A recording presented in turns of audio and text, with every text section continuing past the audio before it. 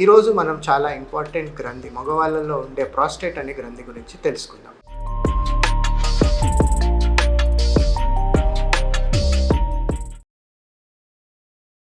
Hi, నేను మీ doctor Praveen, consultant urologist, andrologist. Prostate అనేది ఒక చిన్న గ్రంథి, పురుషుల్లో మాత్రమే ఉంటుంది. ఇది వాల్నట్ ఆకారంలో ఉంటుంది. ఇది మూత్రం సంచి అంటే బ్లాడర్ అని దాని కింద ఉంటుంది. ఇది ఏంటంటే మనకి వీరంకి అవసరమైన కొన్ని రసాయనాలని ప్రొడ్యూస్ చేస్తుంది అనమాట. సో ఈ ప్రాస్టేట్ వల్ల ఏమవుతుందంటే వయసు పెరిగే కొద్దీ ప్రాస్టేట్ మగవాళ్ళల్లో పెరుగుతూ వస్తుంది అనమాట.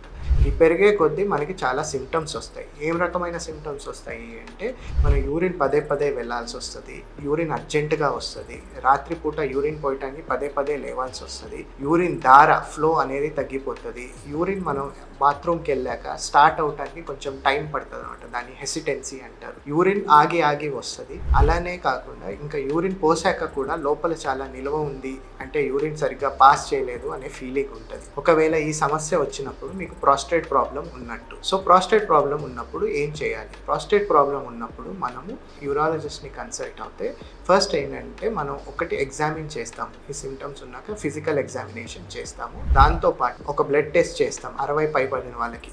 దాన్ని సీరం పిఎస్ఏ అంటాం. ఆ సీరం పిఎస్ఏ అనేది స్క్రీనింగ్ టెస్ట్ అనమాట. ఇంకొకటి ఏంటంటే ఇమేజింగ్ చేస్తాం. ఇమేజింగ్ అనేది ఒక అల్ట్రాసోనోగ్రఫీ ఇమేజింగ్ చేస్తాం. దాంట్లో ఏంటంటే ప్రాస్టేట్ సైజ్ ఎంత ఉంది, మనకి ఏమైనా యూరిన్ లోపల నిల్వ ఉంటుందా లేదా అనేది చెక్ చేస్తాం.